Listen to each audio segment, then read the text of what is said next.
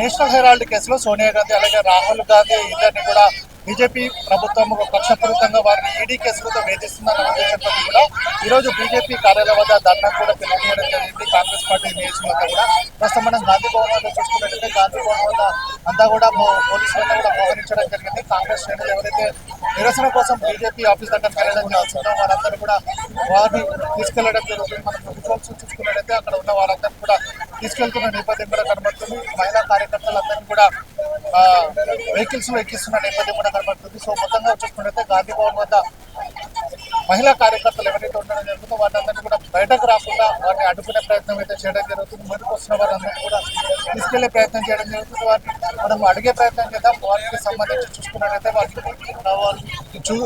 మహిళా కార్యకర్తలు ఉన్నారు. చెప్పడమ్మా అసలు ఏం నిరసన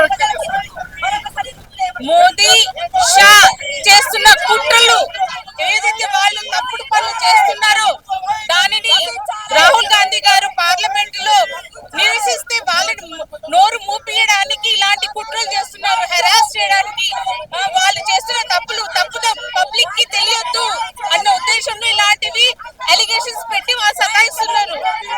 మేము ఇమీడియట్లీ మోదీ గవర్నమెంట్ దిగిపోవాలి, రిజైన్ చేయాలి, మళ్ళీ ఎలక్షన్ జరగాలి. చూసుకున్నట్టయితే మహిళా కార్యకర్తలు వాళ్ళందరూ కూడా లోపలికి వచ్చే ప్రయత్నం చేయడం జరుగుతుంది. వారందరినీ కూడా ఎట్లాంటి పరిస్థితుల్లో మనం చూసుకోవచ్చు. మహిళా కార్యకర్తలందరూ పోలీసులు జీప్లో ఎక్కిస్తున్న పరిస్థితి కూడా కనబడడం జరుగుతుంది. సో మొత్తంగా వీళ్ళంతా కూడా ఇక్కడ ఇబ్బందికరమైన పరిస్థితి నెలకొందని కూడా చెప్పుకోవచ్చు. సో మొత్తంగా చూసుకున్నట్టయితే మహిళా కార్యకర్తలు అంతా కూడా బీజేపీ కార్యాలయానికి వెళ్ళే దారులు ఏవైతే ఉంటుందో జరుగుతుందో వాటన్నిటి కూడా మూసివేసే ప్రయత్నం చేయడం జరుగుతుంది. మహిళా కార్యకర్తలందరినీ కూడా వారిని సమీపంలో ఉన్న పోలీస్ స్టేషన్కి తరలించడం జరుగుతుంది.